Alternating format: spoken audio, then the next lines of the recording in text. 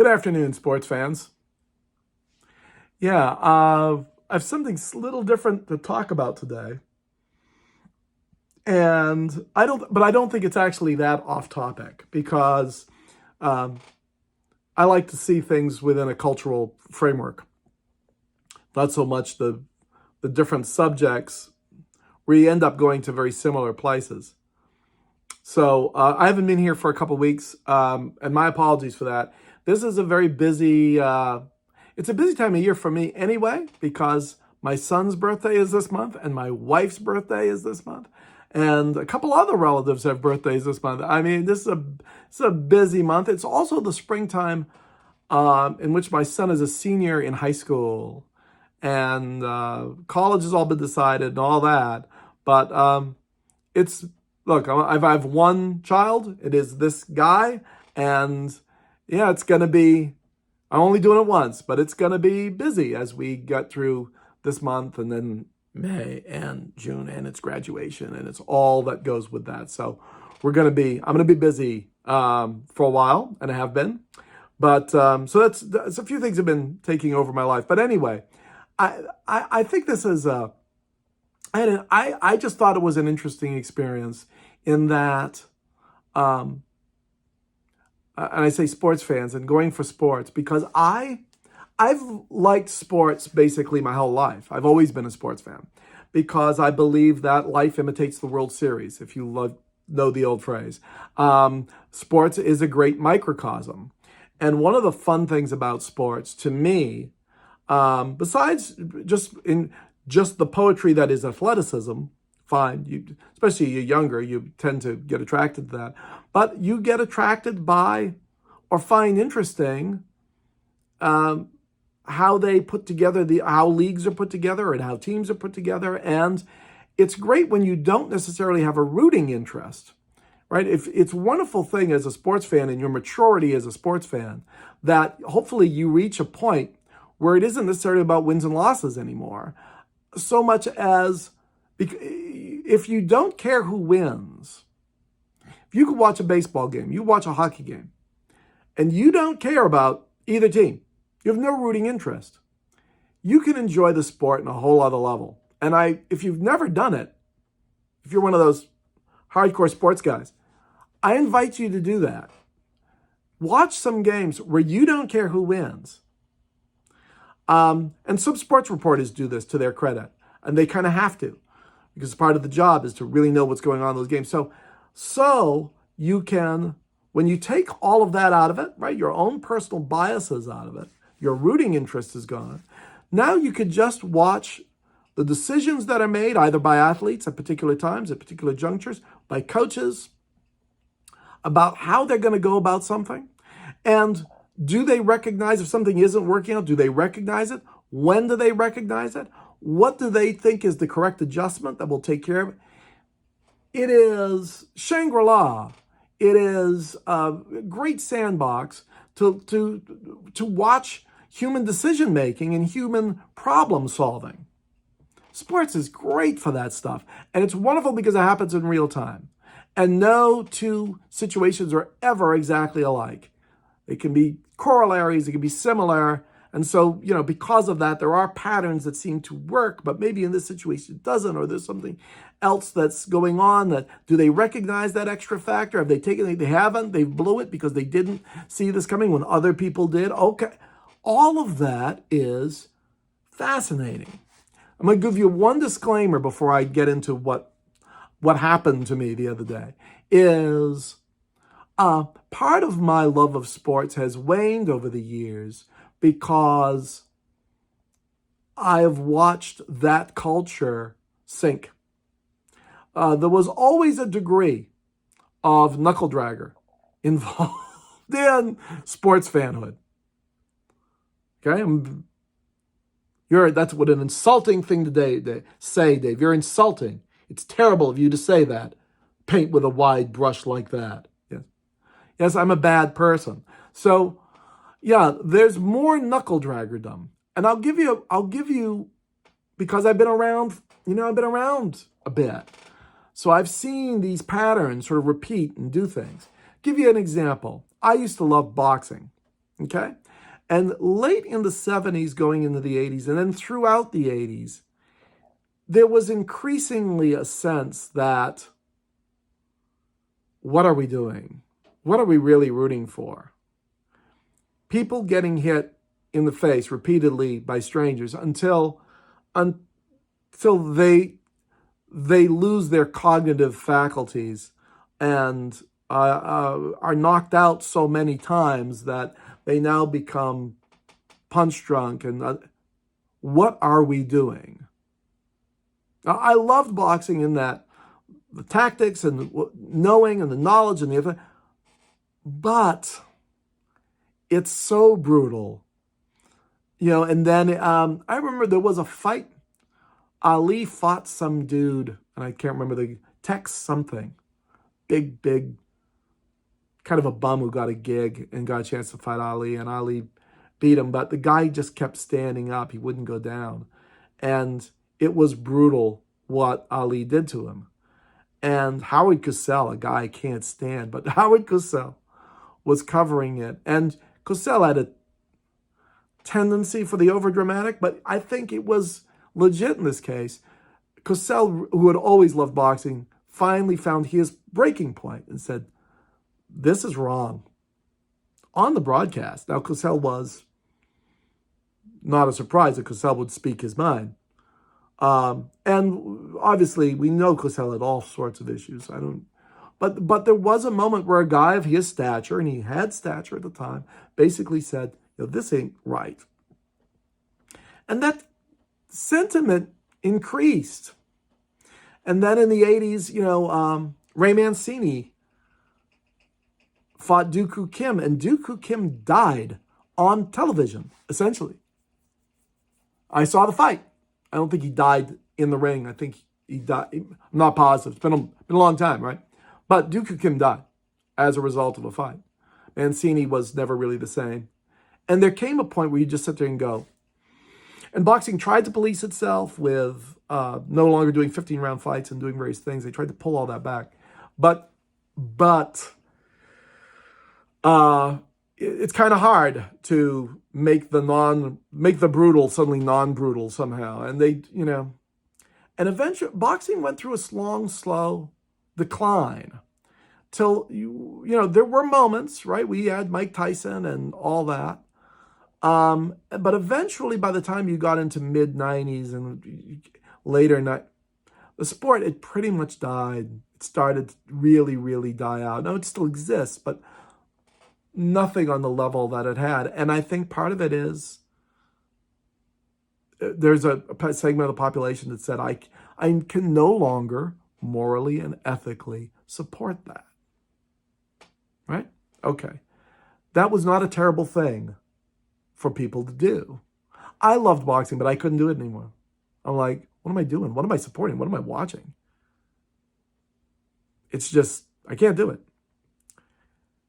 And what was one of okay, maybe the culture's taken a turn, a positive turn.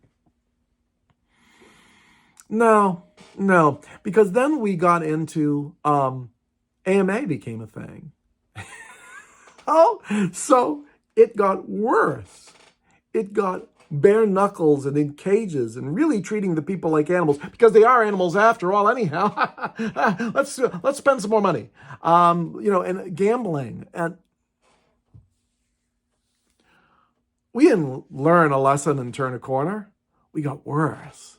And people demanded it. It was great demand and great money for gore and blood and mar. Holy Jesus. That's not a good sign for the civilization. And that's where we've gone. Ugly. So when I talk about where the sports fans have gone, there is that part. There's the guys, well, I just hang in the bar and have beers and I like to watch the sports. And boy, I want more scoring. Every time, and I've watched the sports get dumbed down. They've absolutely lobotomized baseball. I used to love baseball. I can't even watch it anymore. Because they take the interesting out of it, because it's only about money. Right? It's only, and even the players sit there and go, well, we're in the entertainment business. Oh my God. It's only about money. I get the business, the need for, right, making good business deals, and, that these leagues need to be viable, and yes. But everyone just agreeing, no, let's run for the absolutely bottom of the barrel and let those are the instincts that matter. Okay, so with that in mind, throw that in your part of the soup. I am, the other day I see, not on Twitter, but on Threads, because I don't do Twitter anymore because I moved over to Threads. And I see there is some kind of running score being, people keeping track of NCAA women's basketball, right? The whole Caitlin Clark thing. And they're playing UConn. Okay, fine. And I'm like, should I put it on? And nah, not really. But I'll keep an eye on it. And again, I have no rooting interest. I don't have a favorite women's college basketball team. I'm familiar with who the good teams are, and it's UConn and LSU and Tennessee.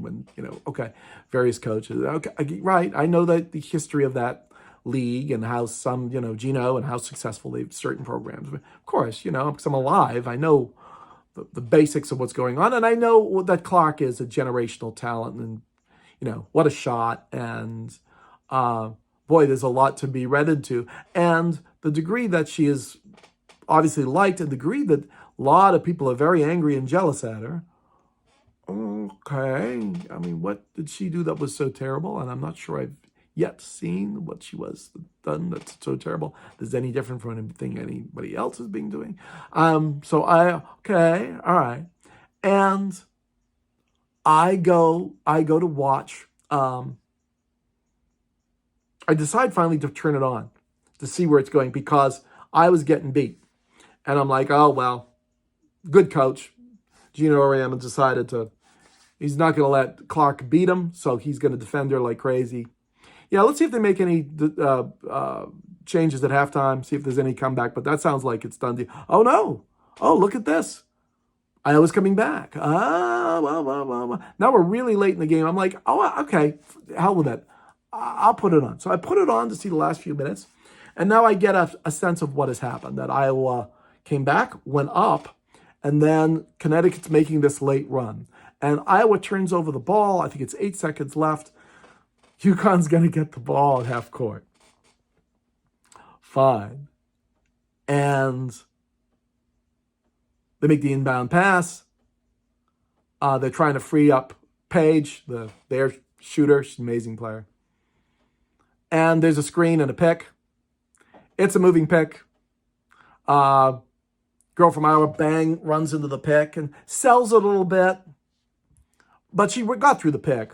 It was a moving pick, but she got through the pick. It is away from the ball. And they call the offensive foul.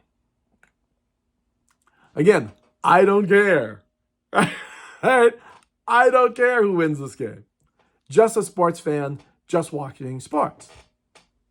And my immediate reaction is, because I really can't see the foul, or that it's given a material advantage to someone if there was, and go, oh my God, well, you can't call that foul there. And let the philosophical volcanic explosion, as it were, begin. A number of people had similar reaction to me. Scott Van Pelt at ESPN, a guy I don't like, because I think Scott Van Pelt is very, very in love with Scott Van Pelt. But he's probably a wonderful guy. But anyway, Van Pelt, again, to his credit, because it's a guy I don't like, but I think he did the right journalistic thing in the moment to say at the top of his broadcast, I don't want to start my broadcast this way, and I don't want to ask this question. But how do you make that call? Right? And the analyst he talked to, she was like, I don't think you can. So I got online and started talking about this on Threads. And boy, did it get fast and furious, with tons of people convinced I was a UConn fan.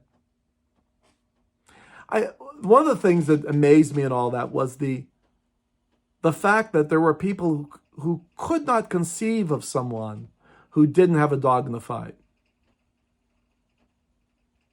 If you think this, that means you're in league with automatically. Which can't possibly be true, right? But no, I have no dog in the fight. And then some very interesting questions came up.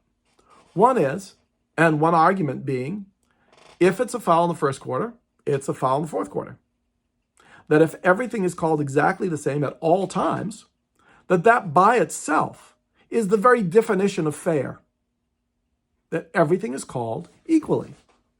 That if we could have a computer simply make all the calls perfectly at all times, if we could remove humans, in fact, entirely from the equation, that would be great. We could get perfect calling happening. Now, I like instant replay, and I like the fact that we do use as an aid to human judgment, that we have these things, these devices that we can use to make it better so we see things that we wouldn't have seen, right? I actually like that and agree with that and think we should employ it. Every chance we get, if it's going to make it more, make us have less controversy in these games because we get things, because we get it right, because we have an opportunity to get it and we get it right, we should do that. I would not want to do that so much so that I would remove the human ability to make a judgment. Referees, in essence, aren't there to be clickers. You know, it's been said by coaches, by players in various sports, but particularly in basketball, that you could make a call on every play. If your idea was call everything, because that by itself is fair, you wouldn't even be able to play the game because there's something that could be called on virtually every play. Constantly. But we don't do that. Why not? Because we wouldn't have a game and we accept the idea that we're going to call the egregious thing, which requires a human to bring their judgment to it. And no, it's not binary, it's not black and white, and it's not ones and zeros. It's not. It's human subjective judgment. We've accepted that. Now, we've accepted that because we had to, because we didn't have any other tools. Now we have other tools. We're not so sure. Okay. But you wouldn't want to remove it entirely. Guess what? Some people would. Some people are so extreme in this regard that if there were no athletes at all, and all we did was watch marbles bump into other marbles, atoms bump into other atoms, and see how if all sports was just a simulation, just to see how things bounced off other things, they'd watch that. That would be, the Bell ideal. Now we'd have it. I am of the opposite opinion. Last thing I want to remove is the human element. Whole reason we're there. Virtually every baseball game, at the beginning of the game, pitchers are throwing pitches that nibble the edge of the strike zone. Why do they do that? Because they're trying to find out what the strike zone is tonight with this ump. Because tomorrow, it won't be the same. We accept that. The other argument is, are you trying to say, Dave, that refs' calls are situational? That there's some sort of sliding scale? Actually, yes. Late in games, you don't want to make a call we don't want the referee deciding the contest if we can help it. We like it to just play out. And there's a line, and now we're going to say, what's egregious? And tons of people said it was a moving pick, and she moved her arm, and one guy said to me, she did it with malice in her heart. And I replied to him, like, you know her heart. Wow, what a bright guy you are. You're clairvoyant. You know what's in her heart. and that she meant to do a bad thing to that girl. You know, I mean, come on. Right? And I know it's also goes against our instincts. Our instincts are to say, no, we want perfect justice. I think an idea like that is, a pretty bird in a tree. It's utopian and doesn't take into account the real world. It's the difference between, do we have a system of justice, or are we talking about morals and ethics? Are we talking philosophy? You take philosophy class, but in the real world, we have to come up with systems that are imperfect. No. And human judgment is involved. We had a Super Bowl 2 years ago. Talk about taking yourself out of it. I had it was Chiefs against the Eagles. I grew up in New England, and then I lived in New York City as a Mets fan. There are few things that, I remember Johnny Most in Boston calling Philadelphia the city of brotherly hate. I am not a fan of Philadelphia sports teams, and certainly not the Eagles as a long-suffering Giants fan. Late in the game, they called Chiefs were driving, and it was going to, if they got down and made a field goal, it was going to decide the Super Bowl. And guy for the Eagles sort of just barely touched the hip, and they called defensive holding. It was very ticky-tack, not egregious. Not saying it didn't happen. It's not egregious. Do you call that the end of a Super Bowl? Well, they did. And you know what? A good game was ruined. But they exercised properly the rules. Great. Wonderful. But we had a whole season of people biting their knuckles and watching all this football. All of that was just good. Right down the toilet because somebody decided to make a BS call that handed the Super Bowl game over to Kansas City, and that was it.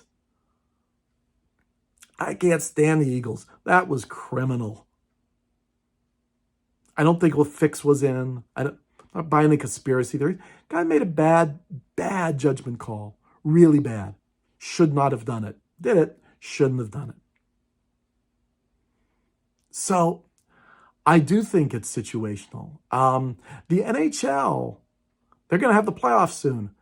Notice the rules almost changed. Now, that may be going too far, but they back off like crazy. The rules remain consistent, but the rules are much more backed off. If you really do something terrible, they get you. Okay, but they let a lot more go. And everyone knows they're going to let a lot more go. And the games are crazy and intense and spectacular. NHL playoffs are a treat every year. You don't have to have a rooting interest. Just watch games for weeks. Wow, isn't that great?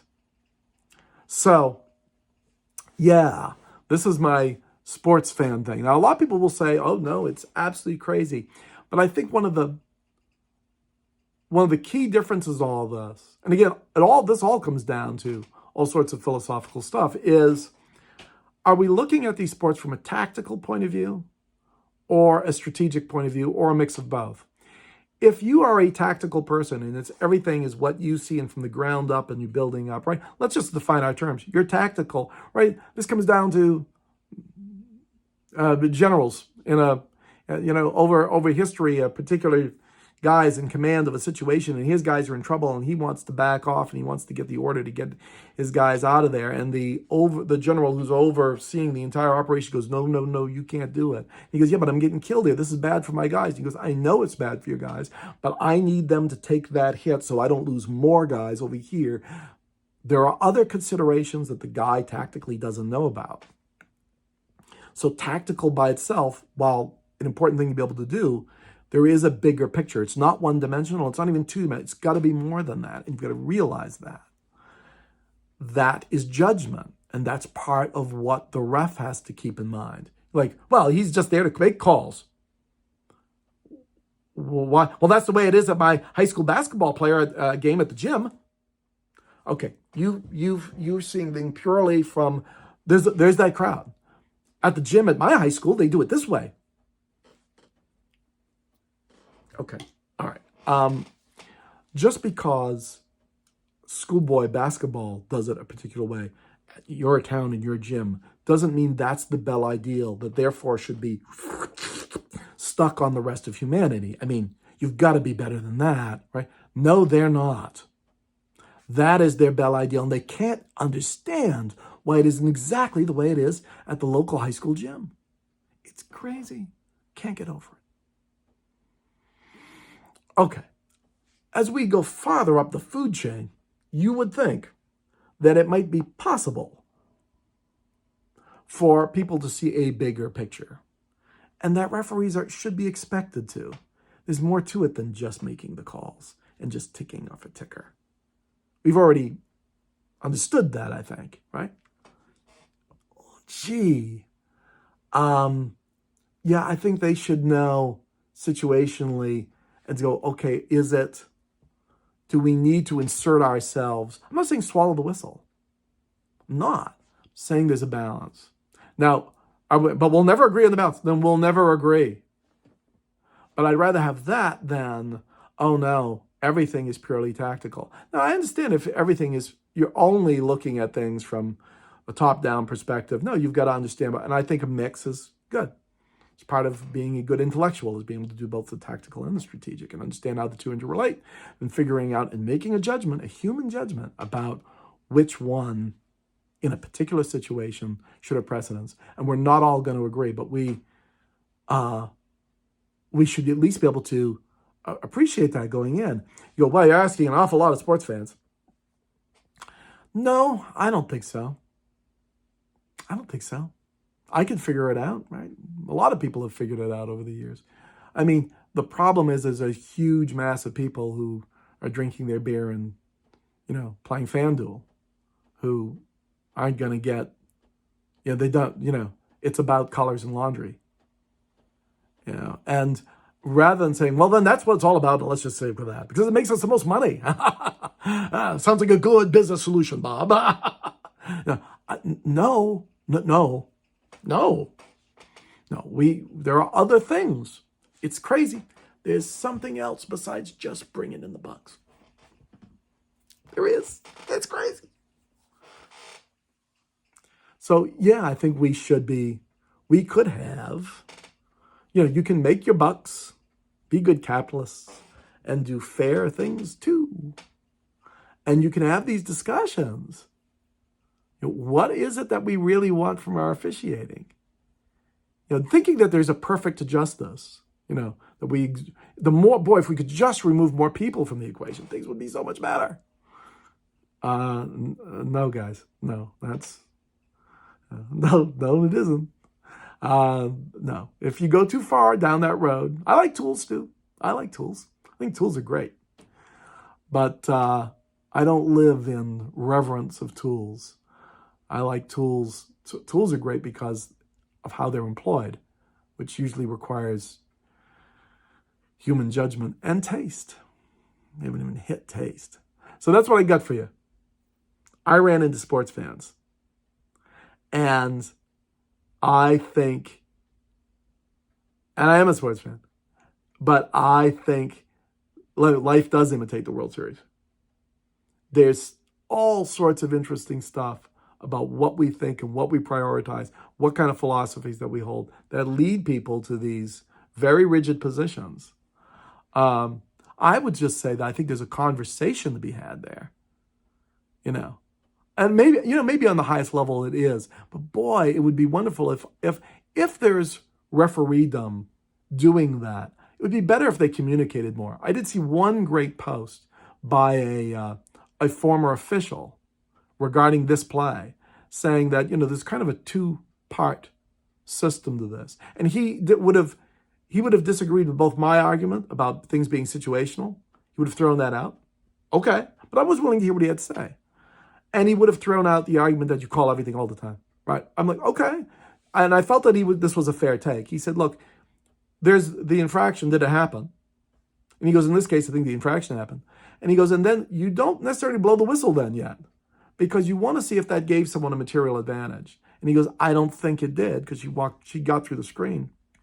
And look, it was a pretty hard foul, but she didn't go down on the ground. It wasn't, egregious means she's knocked on the ground and she's bleeding out of her eyes and her ears. I mean, something to, oh my God, egregious is this wasn't egregious. She went through the foul and she threw the arms, and it wasn't a total Stanislavski, but she sold the foul a little bit. Okay. And she might have still covered the shooter. Did this give a huge material advantage? And he goes, I don't think it did. So you see the infraction, you wait, and that part of the training, his point was, part of the training of the good official is to let it play out for a second to see and then you make that decision. You make that call, you don't. And he goes, I don't think you blow the whistle. His reasoning was a little different. Got to the same place. Anyway, I think this is interesting. It's one of the reasons I still, even at my advanced dotage, one of the reasons I still find sports fascinating, because beyond the games and beyond become these very interesting ideas about why we do things, when we do things, what is the role of judgment. And it was all in a freaking women's college basketball game. All that could be gleaned, delineated, and discussed based on one play and a call that was made or shouldn't have been made. And let's talk about what is officiating. What's it supposed to be? Is it supposed to be this perfect system? And all of that all comes out of that. It's great. It's a reason to watch sports, or to watch the coverage of it and watch those discussions. It tells you a lot about where our culture is at. So there is value there. All right, sports fans. Dun, dun, dun, dun, dun, dun, dun, dun, dun, dun. I feel like, I'm back to let's see, an 80-year-old, the things they used to do before the movies to tell people what the sports news was before there was television. Newsreel. We're here at the Kentucky Derby. Big fedora. But that culture still exists on some level. And those conversations are fascinating. People used to have it about, in the way back, in America, there were two sports. It was boxing and baseball. And intense discussions would be had about what you called and what was called and what was the right response. And people worked out all sorts of other philosophical issues. So in that sense, sports has great value and could again, and maybe it is doing so, but we're certainly not coming up with the right answers. Call everything. Yes, I want perfect systems of justice. I think all this is a result of the tech bros. And I love technology, but boy, oh boy, yes, we're going to live in a perfect world, and we've figured out what perfection is. And if you don't know what it is, that's okay. We'll tell you. Marvelous. All right, guys. All right, sports fans. I will talk to you guys hopefully soon with more stuff, because there is more stuff we're going to talk about. I have all sorts of other things now. There's been a little time for it to build up. Talk to you soon. Let me know what you think. Feel free to subscribe and all that. I'll talk to y'all.